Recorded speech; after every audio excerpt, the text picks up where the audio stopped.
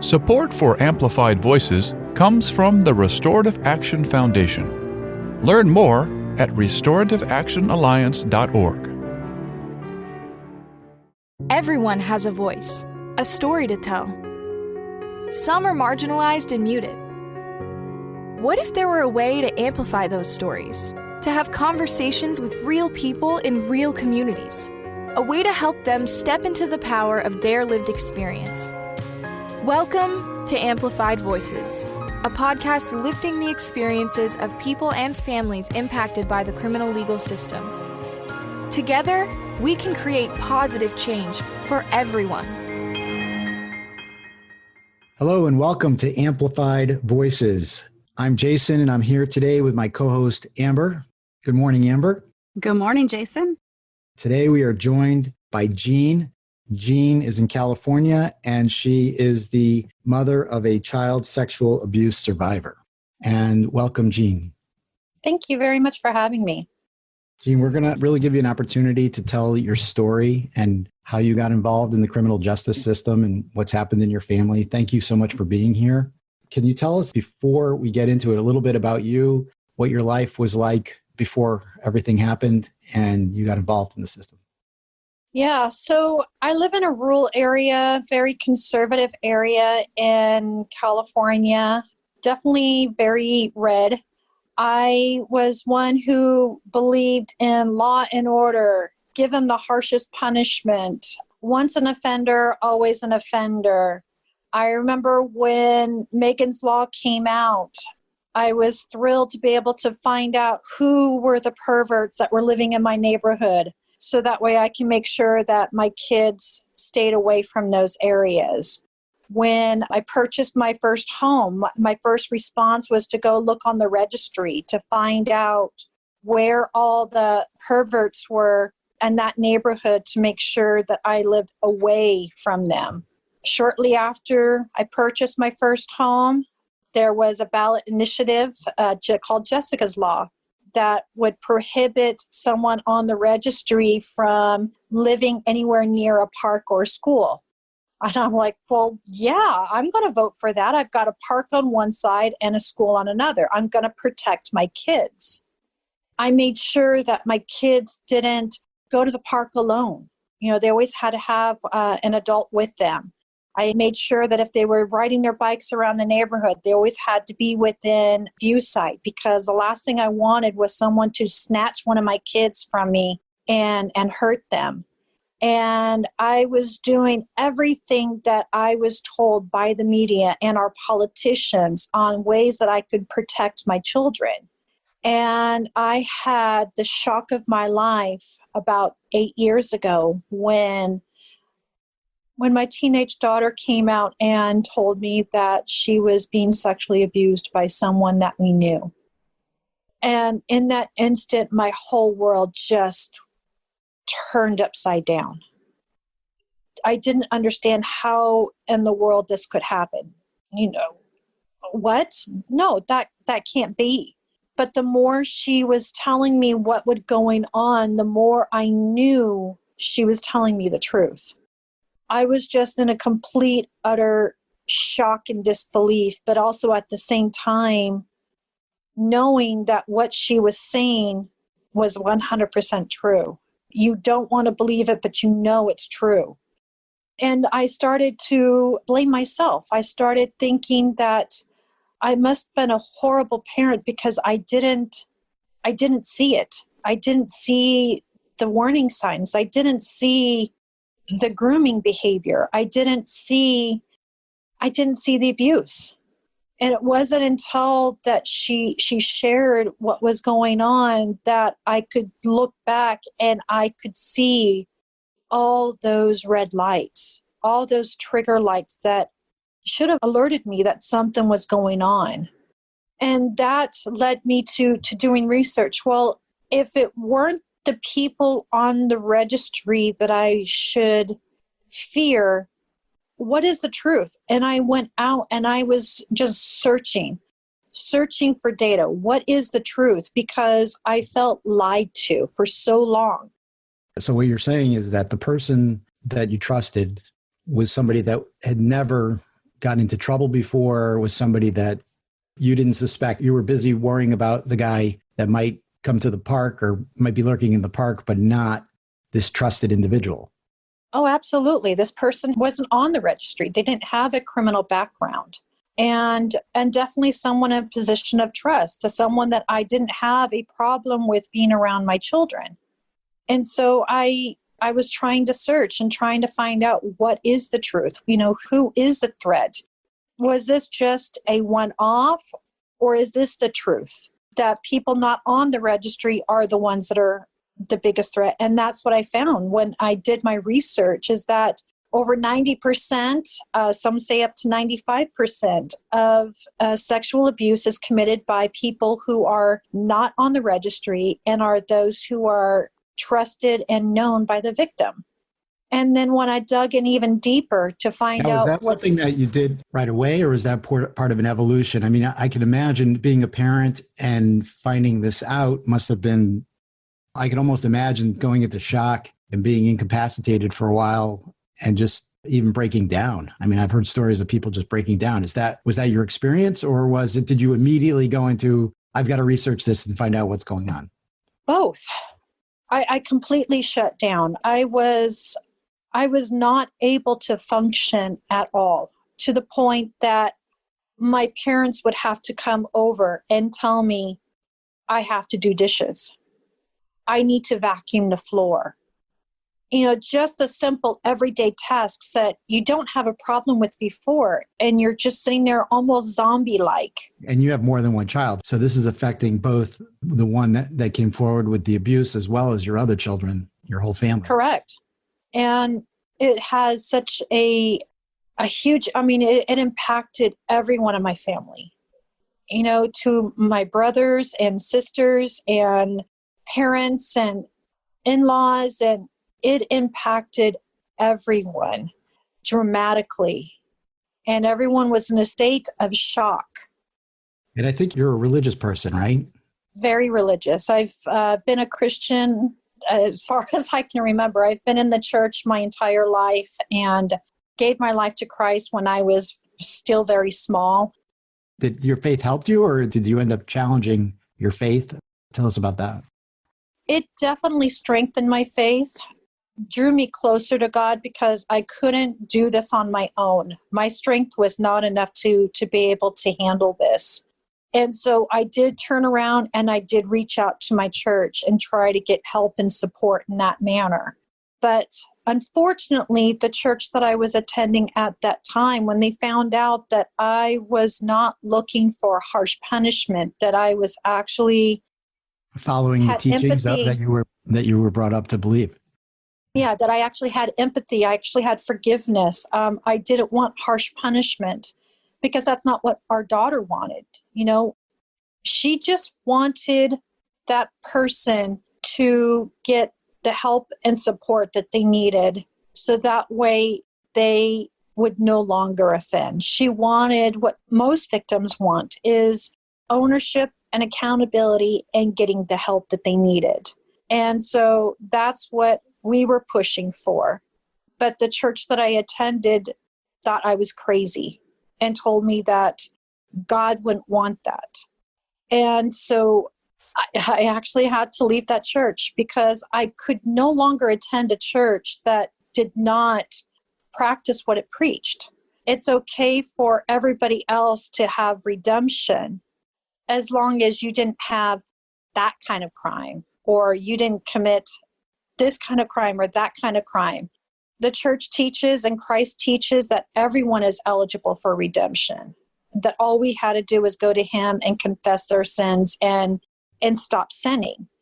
So this affected so many more relationships, because if you left that church, not only did it affect your entire family, now you're leaving a community that you've been a part of for, I'm assuming, a number of years. Yes, for decades.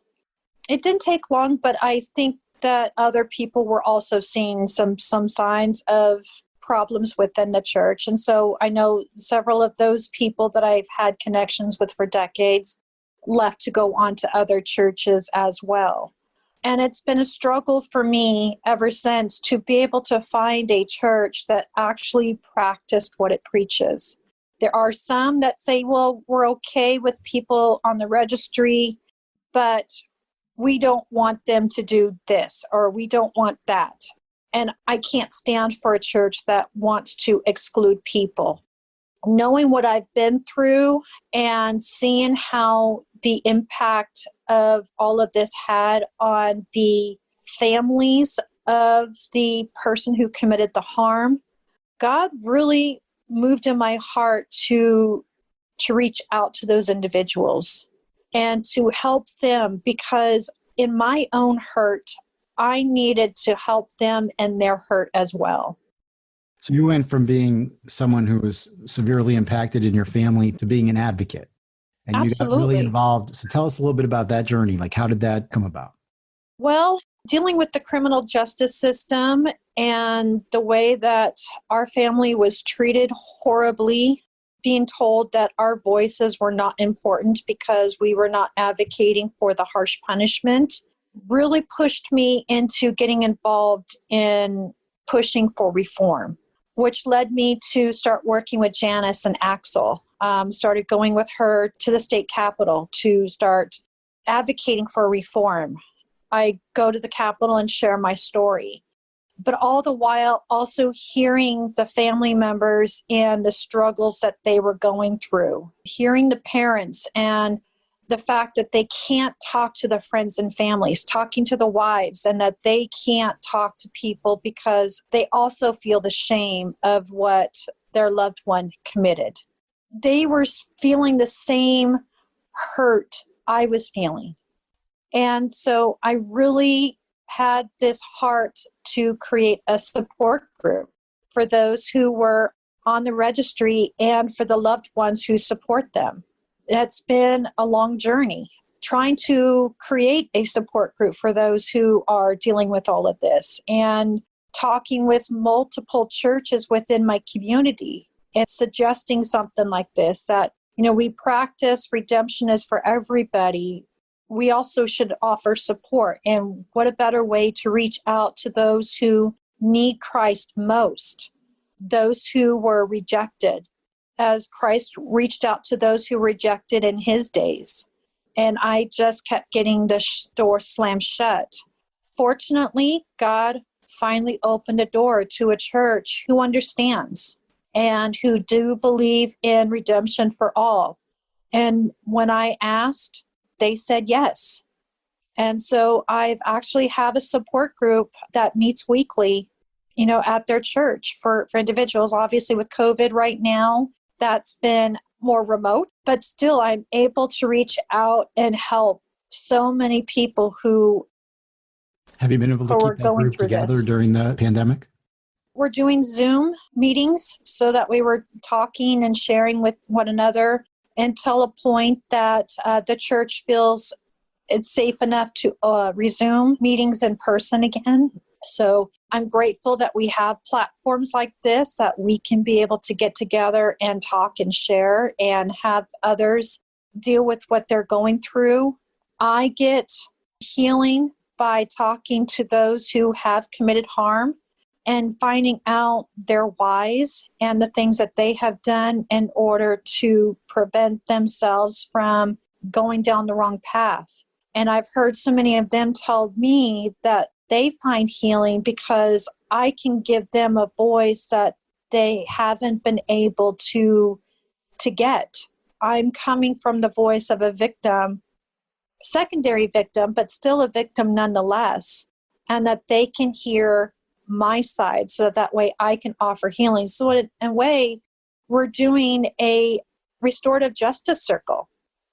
So you started off where people in the neighborhood, you're terrified of the other, the guy that might come in that's been put on the registry, and now you're sitting down in meetings with people who have committed probably some pretty horrible acts, and you're finding their humanity and talking with them and getting to know them and healing, and they're healing and you're healing, and that's the service you're bringing. Oh, absolutely. I can be in a room full of people who are on the registry and feel like in a room full of family. Wow, that's really powerful. Let's go back just a little bit and talk a little bit about the criminal justice system and how that process went from the side of somebody who had experienced harm and being the mother of somebody who had experienced harm. What was that process like for you? More traumatic, I think. I know it was more traumatic for all of us than the initial abuse. When this went through, I really sat down with my daughter and really tried to get from her what it is that she wanted out of all of this. Because as her mother, I wanted to be her advocate. I wanted to make sure that she got the justice that she wanted. Her sense of justice was 1 year for every year that she was suffering abuse. So that was 4 years. However, the prosecutor didn't agree, didn't feel that that was harsh enough. And so the best offer that was ever offered to the person was 20 years with a maximum of 30 years. When I tried to tell them that that is not the justice that we were looking for, and told them what she wanted, her response was, well, she's not old enough to know what she wants. Mind you, she is old enough to operate a motor vehicle. She is old enough to hold a job. She's old enough to babysit kids. She's old enough that if I was in a divorce, that she could choose which parent she wanted to live with. She's old enough that if she was criminally charged, she can be tried as an adult. Yet she was not old enough to decide what is justice for her. So you're saying you really didn't feel like the current justice system heard your voice and your daughter's voice? No, in fact, they hurt us more. They used CPS as an attack dog in order to get us into compliance, threatening to remove my kids from me because I was not protecting them, because I was advocating for a lighter punishment than they were looking for. Wait. We got to stop there. So you were devastated that this was going on. You bring it forward. Somebody that you care about was criminally charged, put through this system. Somebody else that you care about was harmed, and they're threatening you for not taking care of your family, for not trying to be as punitive as possible. Correct. To the point that I even had CPS looking into criminally charging me. That's Incredible. devastating. And I was the one who reported the abuse. And they wanted to criminally charge me because I reported the abuse, because in their eyes, I must have known and I allowed it to happen. Therefore, I should be criminally charged. Luckily, I had people surrounding me and advocating that I'm a good mom, that I would do everything that I could to protect my kids. And that, thankfully, thank you, God, that nothing ever came of that. But to the point that you would charge someone who reported abuse and took action immediately as soon as they found out. And we're not talking about days or months or years. I'm talking about hours. Even to the point that I made sure that my kids were placed in a protective space so that way I can go and confront the person who committed the harm prior to calling the authorities. I took action immediately, yet I was looked at as being culpable. It's insane. Yeah. Wow. So now you've been on this journey. You have experienced life along the way. I mean, we all are involved in advocacy, but, every day we get up and we still have children and we have jobs and we have other stress makers, if you will, and we keep continuing on. What did everyday life look like for you after this process occurred for you, your family, your daughter? Taking everything a day at a time, a step at a time, was a challenge. It took a good 2 years to finally get to a point where I wasn't trying to remind myself to breathe. And it still have been years after that, just dealing with the emotional impact that all of this has had. But it's also caused a desire to want to do change. The thing I like to say the most is that, if anything, the justice system pissed off the wrong person. And that in order for my healing to occur, I had to do something to create change, which is why I dove into advocacy. I had to do something. They pissed off the wrong person, and I have to do something about this because I see an injustice and I can't allow it to continue. And I think that has really helped a lot with my healing by being involved in reform. It definitely helped out a lot over the years until the last year or so, where I've been able to start the emotional support group to offer that help. I went through counseling for those 2 years just to deal with A, the initial shock, and then B, another year just dealing with the emotional turmoil of going through trial and the way that the prosecutor treated all of us in order to get the conviction that they were looking for. Well, one of the things that you said I really connected with when you said that folks who are associated with someone who's committed harm, maybe their wives or things like that, are feeling the same feelings. So, that really brings to mind for me that idea of shame. So when we talk about sexual violence and sexual harm, that brings a lot of shame to everyone involved in that. And the registry and, the regime that kind of surrounds all of the restrictions on the registry and whatnot cause a lot of shame to families. And I know that because you do so much work with families, you kind of see that in your interactions. Let's talk a little bit more about that. What are some of the things when you work with families that you see some of those parallels? Oh, again, the shame is the primary thing that I see. They can't talk to people about it because people see them as enablers. That if they're supporting the person who committed harm, then they must have been okay with the harm that was committed, which is not true. Just like I was being seen as is that, well, I must have seen the abuse and I allowed it to happen. And all the people that I know who have someone who's on the registry, none of them ever agreed to what happened was okay. None of them believe that what the person did didn't cause harm. They all know that.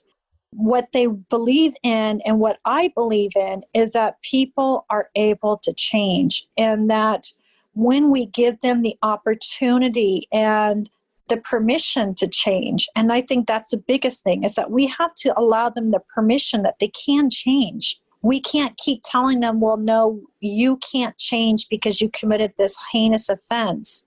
They can. We know that they can because the data shows that they can.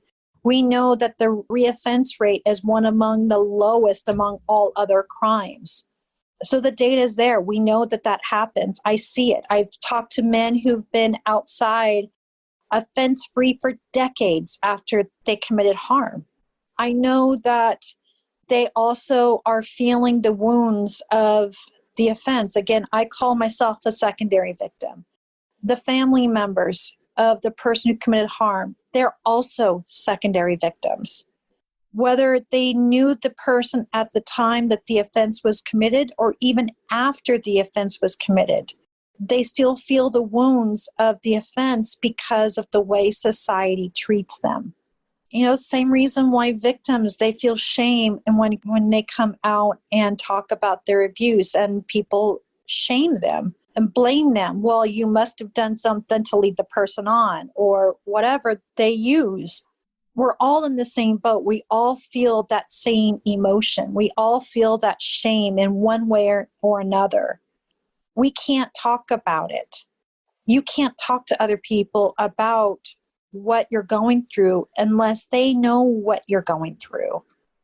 Family members can't talk to other people about dealing with the effects of the registry because they don't understand what it's like. You talk about the emotional support groups that you're part of, and that's wonderful. And that's for family members like you, there's an opportunity if people can get over that shame hurdle and go and seek it out, they can find those emotional support groups. What's really tough is that people who have committed harm, oftentimes the only groups that are available to them are mandated groups that are part of supervision, and they're not allowed to associate with people who have also committed harm till years later. So that healing is often delayed. That can be a challenge. And luckily in the county that I live in, the mandated treatment provider that the men in my group go to, when the men have told them what the support group is about and where it's located, they were given permission to attend. So even though they are still on supervised release, their treatment provider gave them the okay. In fact, they actually encourage it.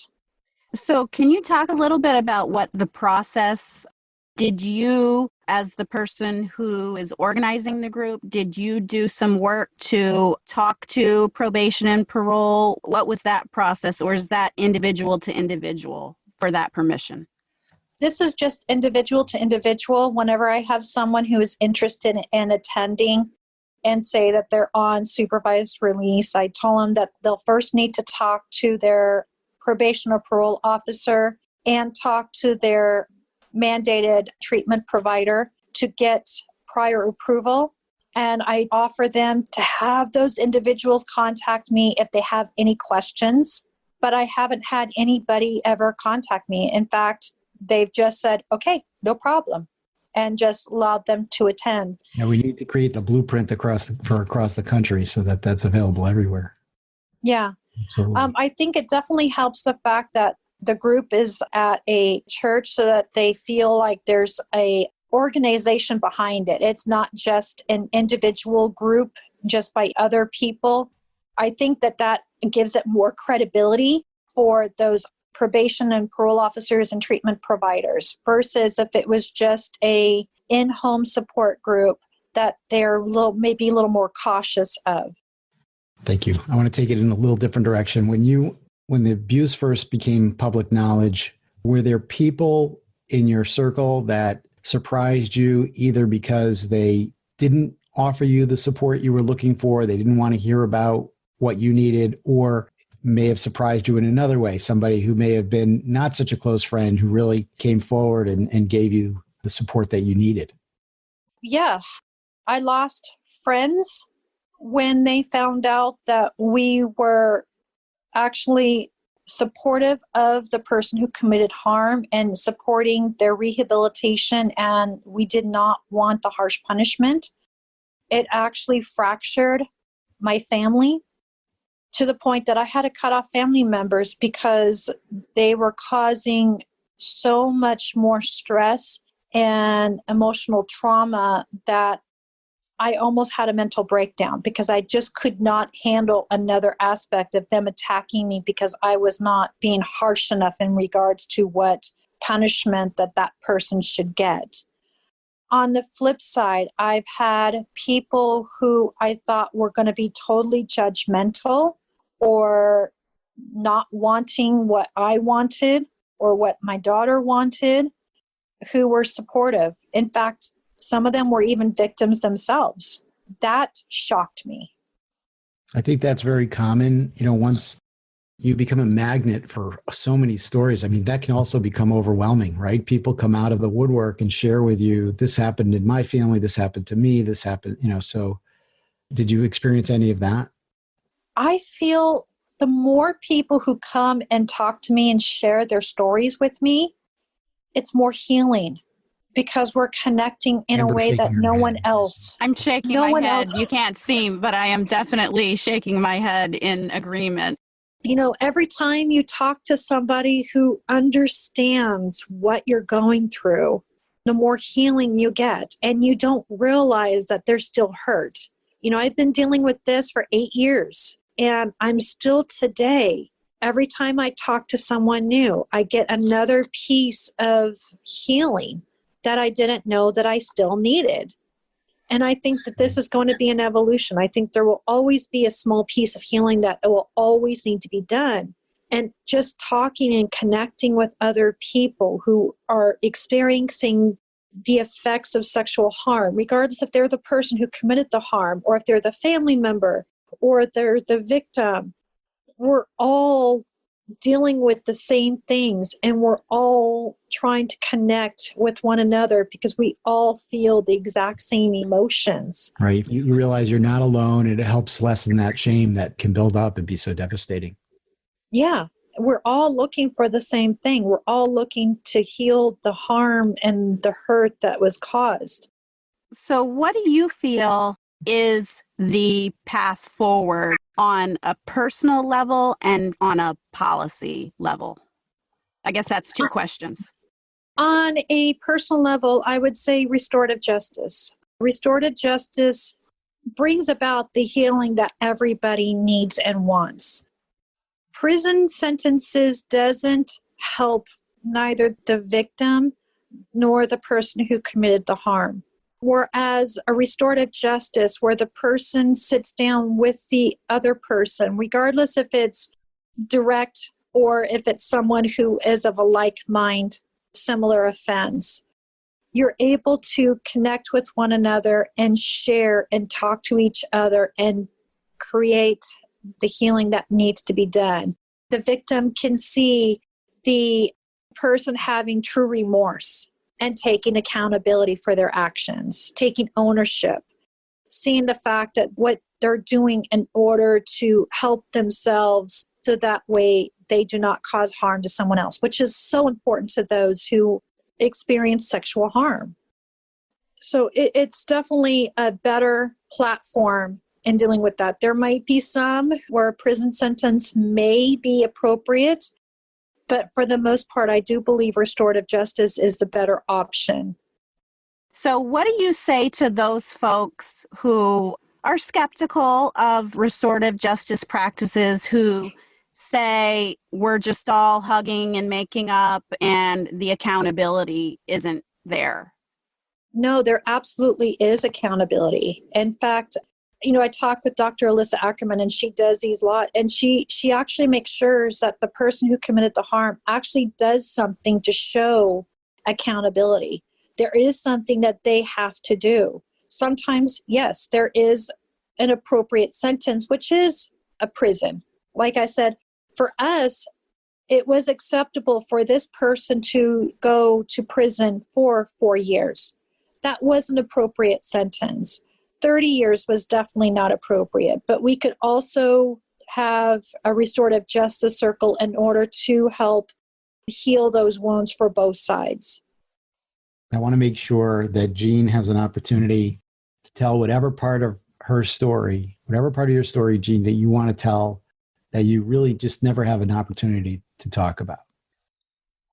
And my thing right now is that I really would love for the churches to start working proactively and educating their parishioners, congregants on sexual violence. What does it look like? What are preventative measures? As well as offering help and support for those who have committed sexual harm. We know just by looking at media that the church has been horrible in dealing with sexual harm.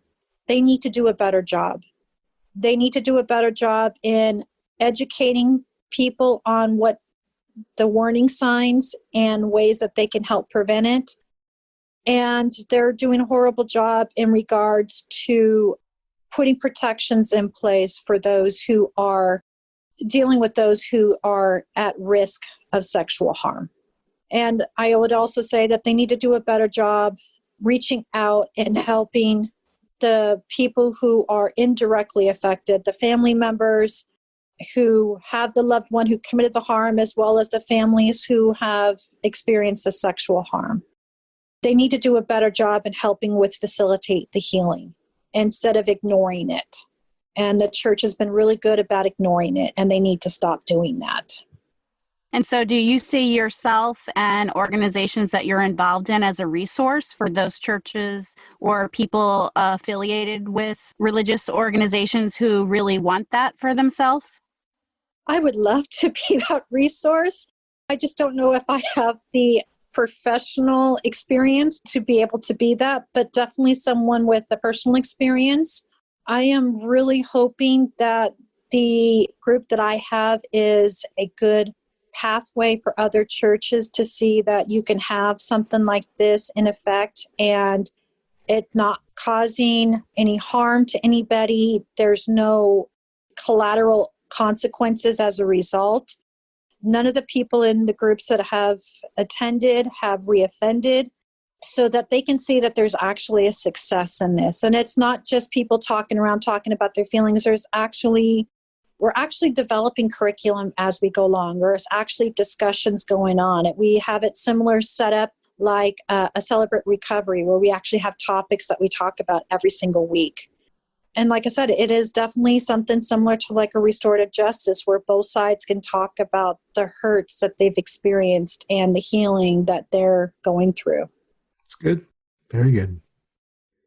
Jean, I really can't thank you enough for talking with us today and the amazing work that you're doing. Your voice is so important. And I think that your life experience really adds to the conversation. A lot of times people think that there's us, there's them, there's victims, there's perpetrators. But one of the big things that we're trying to do with this work, and it seems you're trying to do as well, is really bring the humanity and that shared humanity that all of us have together in order to move things forward. Because at the end of the day, it's all about restoring people to community and allowing for that healing. So I'm just so thrilled to have you here today and have you share your experiences.